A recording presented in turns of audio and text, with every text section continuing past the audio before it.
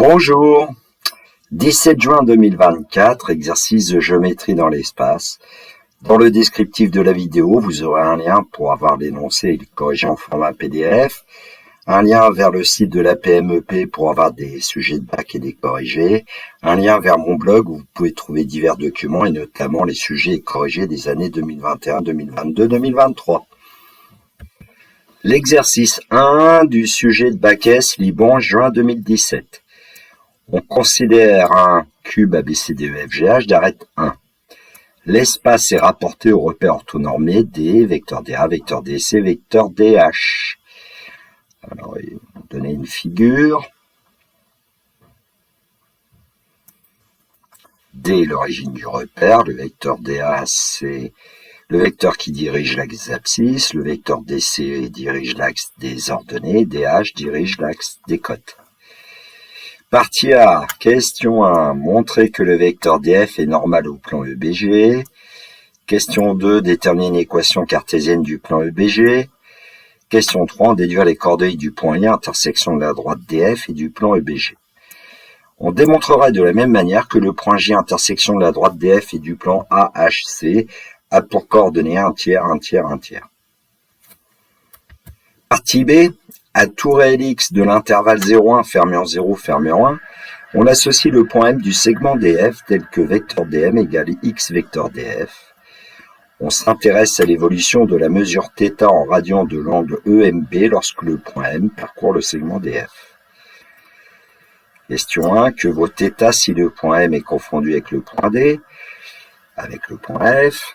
Question 2a, justifier que les coordonnées du point M sont x, x, x. Question 2b, en utilisant le produit scalaire des vecteurs ME et MB, montrer que cosinus θ égale 3x carré moins 4x plus 1 divisé par 3x carré moins 4x plus 2. Question 3, la fonction petit f est définie sur l'intervalle 0,1 par f de x égale 3x carré moins 4x plus 1 divisé par 3x carré moins 4x plus 2. On donne le tableau de variation de la fonction f et on l'admet évidemment.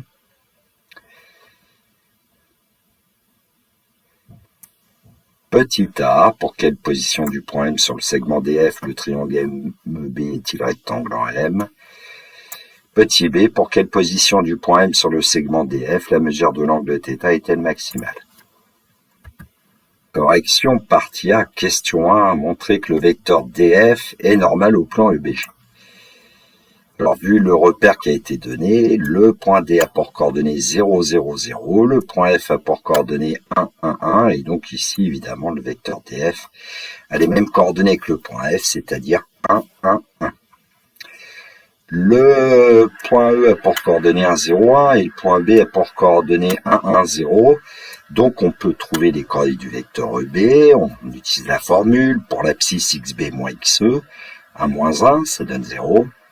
Pour l'ordonnée YB moins YE, 1 moins 0 donne 1. Et pour la cote, 0 moins 1, moins 1. C2 moins ZB, pardon, moins Z2. On trouve aussi les coordonnées du vecteur EG, E de coordonnées 1, 0, 1 et G de coordonnées 0, 1. Donc EG a pour coordonnées moins 1, 1, 0.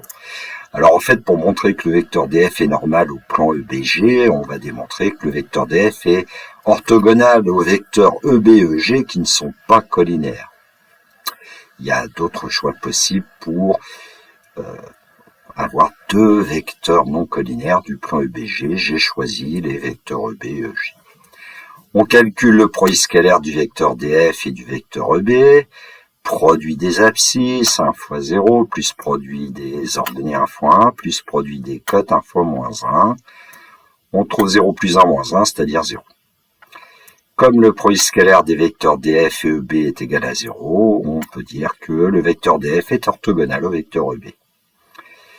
On procède de la même façon pour démontrer que le vecteur DF est orthogonal au vecteur EG.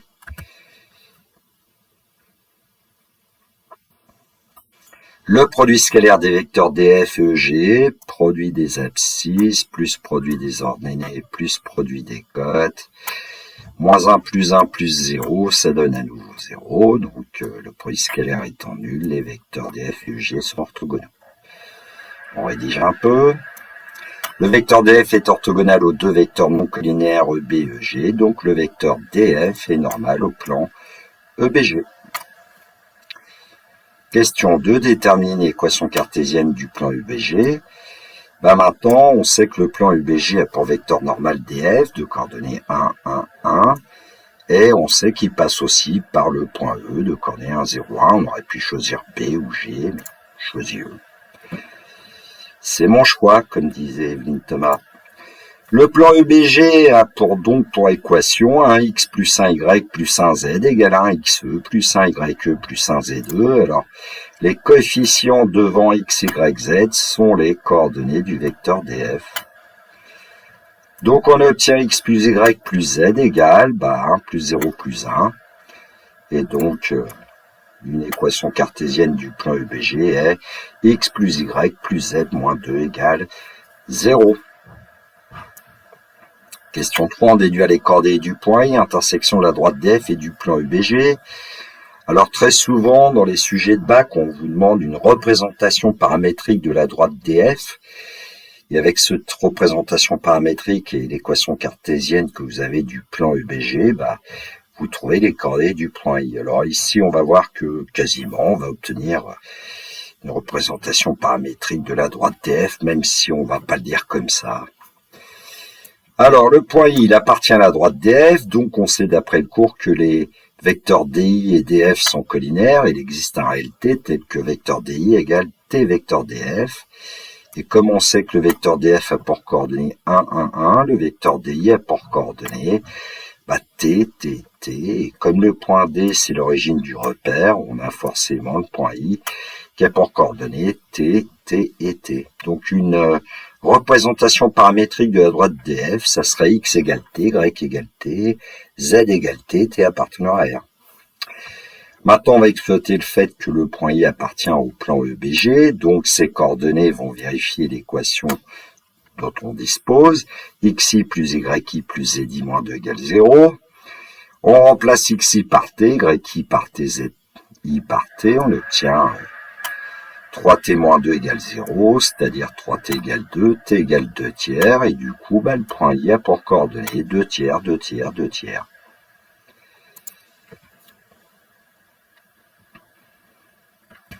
Partie B. Alors, que vaut l'angle θ si le point M est confondu avec le point D? Puis après, que vaut θ si le point M est confondu avec le point F? Alors, si le point M, c'est le point D, ça veut dire que l'angle MB qui vous intéresse, dont la mesure est θ en radians, c'est l'angle DB.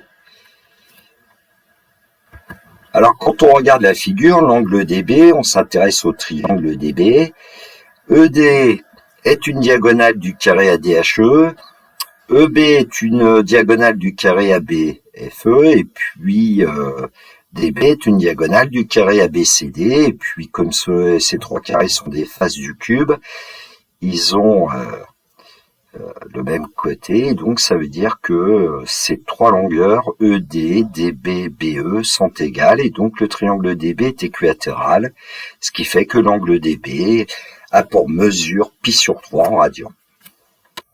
Rédaction, ED égale DB égale BE, ce sont des diagonales de carré isométrique, donc le triangle DB est équilatéral, donc l'angle θ, c'est pi sur 3. Alors maintenant, si M égale F, dans ce cas-là, l'angle MB, c'est EFB. L'angle FB, sa mesure, c'est pi sur 2. Pourquoi? ABFE est un carré, donc le triangle FB est rectangle en F. D'ailleurs, il est aussi isocèle en F, car EF égale FB, mais ce qui nous intéresse ici, c'est qu'il soit rectangle. Rédaction, EFB est un carré, donc le triangle EFB est rectangle en B, donc θ égale pi sur 2. Question 2A, justifier que les coordonnées du point M sont x, x, x, sachant que le vecteur dm est égal au vecteur xdf. Alors, puisque le vecteur df a pour coordonnées 1, 1, xdf a pour coordonnées x, x, x, et donc dm a bien pour coordonnées x, x, x. Et comme le point D, l'origine du repère, ses coordonnées, c'est 0, 0, 0, le point M a pour coordonnées x, x, x.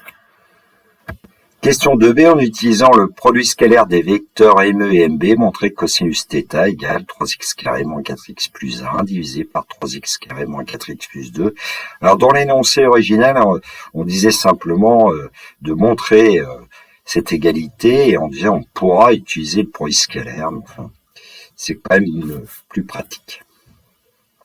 Alors on va s'intéresser aux vecteurs ME et MB. On connaît les coordonnées du point M, on connaît les coordonnées du point E, on peut trouver les coordonnées du vecteur ME en appliquant toujours la même formule. xe moins xm, ye moins ym, ze moins zm, et on obtient 1 moins x, 0 moins x et 1 moins x, et 0 moins x et moins x. On procède de la même façon pour trouver les coordonnées du vecteur MB, et on trouve 1 moins x et moins x. Pour trouver le produit scalaire des vecteurs ME et MB, on applique toujours la formule produit des abscisses plus produit des ordonnées plus produit des cotes. Alors en développant ici, 1 moins x au carré, signe θ remarquable, ça va me donner 1 moins 2x plus x carré, puis moins x plus x carré, puis à nouveau moins x plus x carré, et on obtient 3x carré moins 4x plus 1. Ce qui est plutôt rassurant puisque cette expression apparaît dans l'expression du cosinus θ dans la question. Alors, comme on va exploiter une autre expression du produit scalaire qui va être que le produit scalaire ME de MB, c'est ME fois MB cosinus UMB qui est cosinus θ, on a besoin des longueurs ME et MB. Alors, connaissant les coordonnées du vecteur ME, on obtient que le carré de la distance ME, c'est l'abscisse du vecteur au carré, plus l'ordonnée du vecteur au carré, plus la cote du vecteur au carré. On procède de la même façon avec le vecteur MB, et on obtient que MB au carré, c'est 1 moins x au carré, plus 1 moins x au carré, plus moins x au carré. Alors, évidemment, on s'aperçoit assez rapidement que ME carré est égal à MB carré, puisque le terme central dans ME carré, on le retrouve comme troisième terme dans MB carré, et le troisième terme dans ME carré, on le retrouve comme terme central dans MB carré, et le premier terme est le même pour les deux expressions ME carré et MB carré. Ce qui veut dire que le triangle MEB est isocèle en M, quelle que soit la position d'ailleurs du point M. Donc ME carré égale MB carré, alors on va développer l'expression qu'on a obtenue. Alors on peut remarquer qu'on a 2 fois 1 moins x au carré, c'est-à-dire 2 fois 1 moins 2x plus x carré, plus moins x au carré, ça fait x carré, et on obtient 3x carré moins 4x plus 2, ce qui est aussi assez rassurant, puisque dans l'expression de cosinus θ, c'est le dénominateur de la fraction demandée. Donc le produit scalaire de ME et de MB, c'est finalement ME au carré ou bien MB au carré cosinus θ. Et donc on obtient que le produit scalaire de ME et de MB, c'est 3x carré moins 4x plus 2 cosinus θ. En utilisant les deux expressions que nous avons obtenues du produit scalaire des vecteurs ME et MB, on en déduit que 3x carré moins 4x plus 2 facteur de cosinus θ égale 3x carré moins 4x plus 1. Et donc, si on peut diviser par 3x carré moins 4x plus 2, on va obtenir le résultat. Alors, il serait quand même peut-être sage de vérifier que cette expression ne peut pas s'annuler. Si on pose petit a égale 3, petit b égale moins 4, petit c égale 2, le discriminant delta b carré moins 4ac, ça sera moins 4 au carré moins 4 fois 3 fois 2. Donc, 16 moins 24 moins 8, le discriminant est strictement négatif, donc ce trinôme est du signe de petit a égale 3 pour tout réel x, et notamment l'intervalle 0,1. Et donc cette expression 3x carré moins 4x plus 2 est toujours strictement positive, on peut donc diviser. Et on obtient cosinus θ égale 3x carré moins 4x plus 1 sur 3x carré moins 4x plus 2. Alors j'ai rappelé le tableau de variation de la fonction f pour qu'on voit à peu près bien ce qui va se passer. Alors question 3, pour quelle position du point M sur le segment DF le triangle MEB est-il rectangle en M? Alors va voir que il y a deux positions. Alors, le triangle MEB et rectangle AM, ça signifie que l'angle EMB est égal à pi sur 2, c'est-à-dire que θ égale pi sur 2, ce qui veut dire donc que cosinus θ égale 0.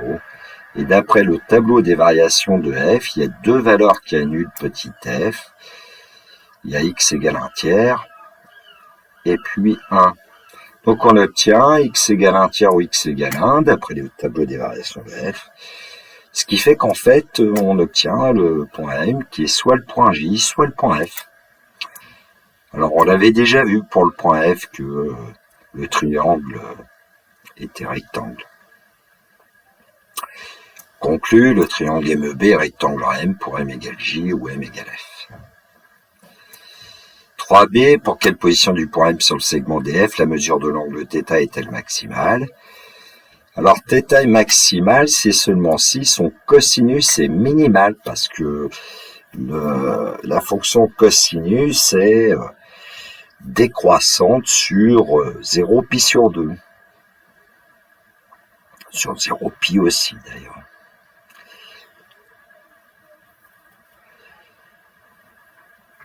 Et donc, ça signifie que x égale 2 tiers d'après le tableau de variation de f. Et ça veut dire ainsi que le point M, c'est le point I, puisque les coordonnées du point I étaient admises, c'était 2 tiers, 2 tiers, 2 tiers. Donc la mesure de l'angle θ est maximale lorsque M est situé en I sur le segment DF. Un complément pour obtenir les variations de f, c'était pas demandé dans le sujet, mais bon. Alors pour tout réel x de l'intervalle 0,1, on a f de x égale à 3x carré moins 4x plus 1 divisé par 3x carré moins 4x plus 2. Alors on pourrait utiliser le fait que petit f s'écrit u sur v et puis dériver f c'est u' v moins uv' sur v carré. Il y aurait quand même un peu de calcul, bon il y aurait beaucoup de simplification. Alors en fait j'ai préféré utiliser ce qu'on appelle une petite ruse dessus. Quand j'étais élève, mes professeurs utilisaient parfois cette expression. Les Indiens étaient très rusés. On peut remarquer que, par exemple, le numérateur, c'est le dénominateur moins 1. Et donc, c'est un peu ce que j'ai écrit ici. F de x, c'est 3x carré moins 4x plus 2 moins 1 sur 3x carré moins 4x plus 2. Et donc, on obtient cette expression, ce qui fait qu'on obtient 1 moins 1 sur 3x carré moins 4x plus 2.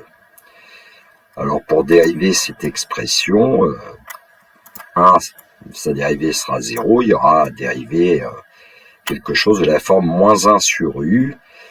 Bon, on connaît la dérivée de 1 sur u, hein, c'est moins u' sur u carré, d'après le cours. Ici, u de x, c'est 3x carré moins 4x plus 2, donc la dérivée u' de x, c'est 6x moins 4. Bon, on obtient pour tout réel x de l'intervalle 0,1, f' de x égale 6x moins 4 divisé par 3x carré moins 4x plus 2 au carré. Le dénominateur est strictement positif, donc f' de x a même signe que le numérateur, 6x moins 4. Cherchons s'il existe des réels x de l'intervalle 0,1 tel que f' de x est plus grand que 0. Cela signifie que 6x moins 4 est plus grand que 0, c'est-à-dire 6x plus grand que 4, x plus grand que 4 divisé par 6, c'est-à-dire x plus grand que 2 tiers. On peut ainsi dire que f' est strictement négatif sur l'intervalle 0,2 tiers, fermé en 0, ouvert en 2 tiers. F' de 2 tiers vaut 0. Et f' est strictement positif sur l'intervalle 2 tiers 1, ouvert en 2 tiers, fermé en 1. Et donc f est strictement décroissante sur 0,2 tiers et strictement croissante sur 2 tiers 1. Alors un petit bonus avec le logiciel GeoGebra, j'ai tracé la courbe de f. Évidemment, le jour d'épreuve, on peut le faire avec une calculatrice. Bon, ici, ça ne servait pas à grand-chose dans le sujet, mais on aurait pu vous le demander. Et puis, j'ai placé les points P d'abscisse 0 et d'ordonnée 0,5, Q d'abscisse 1 tiers d'ordonnée 0, R d'abscisse 2 tiers et d'ordonnée moins 0,5, moins 1,5, et S de coordonnée 1,0. Voilà, on a les 4 points un peu particuliers de cette courbe. Au point R, on aura une tangente horizontale. Alors, cerise sur le gâteau, utilisation du logiciel GeoGebra. Alors, vous voyez un graphique 3D où j'ai essayé de placer en fait le cube ABCDEFGH, ensuite le point M qui va parcourir le segment DF, le nombre T en fait c'est le nombre X de notre énoncé. GeoGebra n'accepte pas X, Y, Z ici comme curseur, en fait T c'est un curseur ici. Et donc pour la valeur T égale 0,43 ici, voilà, j'ai placé aussi l'angle que vous voyez en degrés, c'est l'angle θ. Bon, même si θ est en radians, c'est la valeur correspondante en degrés. Alors on voit mieux quand même avec le deuxième graphique, c'est la vue du plan contenant. Alors T1, c'est le triangle MEB en fait. Et donc, le nombre T, je l'ai accroché au point E, puisque le point E va toujours apparaître. Alors je vais utiliser le curseur T dans la fenêtre adjacente tout à gauche, le faire bouger. Alors déjà pour T égale 0, on avait le point M qui est confondu avec le point D. Alors on peut déjà vérifier qu'effectivement le triangle est bien équilatéral et qu'on a un angle de 60 degrés pour EMB, c'est-à-dire pi sur 3. Alors les trois longueurs du triangle équilatéral sont en fait racine carrée de 2. C'est diagonale d'un carré de côté 1, c'est racine carrée de 2, et puis GeoGebra donne une valeur approchée, 1,414. Alors, on va bouger le curseur T, et puis on va essayer de faire apparaître un angle de 90 degrés si on y arrive. Alors, on a un petit souci, on va voir pourquoi, voilà, on passe de, à un moment donné, regardez plutôt la figure de droite, de 89 degrés, 61 à 90,77 environ. Donc ça devait être entre 0,33 et 0,34 qu'on a un angle de 90 degrés. Alors évidemment, nous on a vu que c'était pour T égale 1 tiers. Donc je vais sélectionner le curseur T et puis dans basique lui donner comme valeur 1 tiers. Et puis là, quand on donne la valeur 1 tiers, on obtient bien le triangle MB qui est rectangle en M, et le point M est confondu avec le point J comme nous l'avions trouvé. Alors je vais revenir un petit peu en arrière pour la définition du curseur, s'il veut. Non, il veut pas. Donc, je vais replacer le curseur à 0.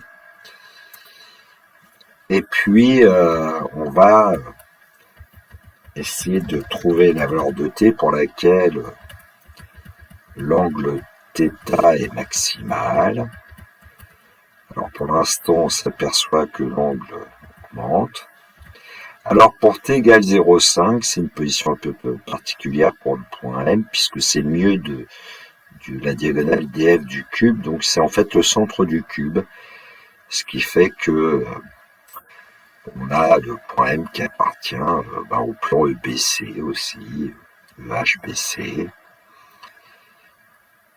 EHBC qui est EBCH plutôt, qui est en fait un rectangle, et le point M c'est le centre de ces rectangles. L'angle est de 109,47 environ.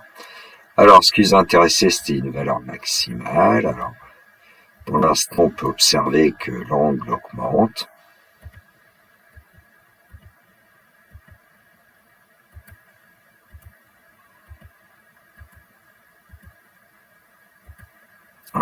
Et à un moment donné, il diminue.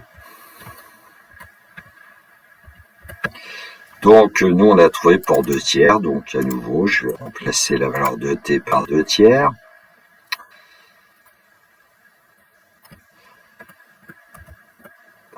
Et on va obtenir en fait un angle de 120 degrés, c'est-à-dire 2 pi sur 3.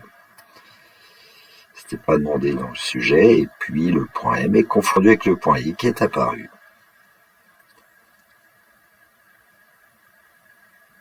Voilà.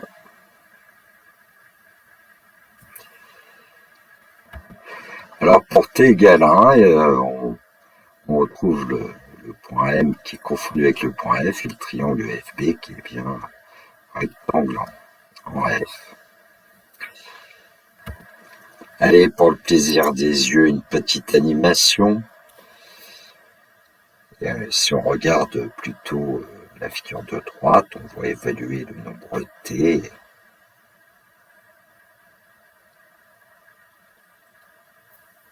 Le triangle NP.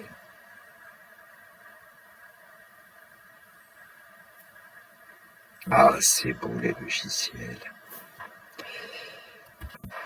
Voilà, la correction de cet exercice est terminée. Je vous souhaite une belle journée. Prenez bien soin de vous. Que la force soit avec les élèves de terminale qui vont passer leurs épreuves de bac à partir de demain. Il me reste à vous dire au revoir.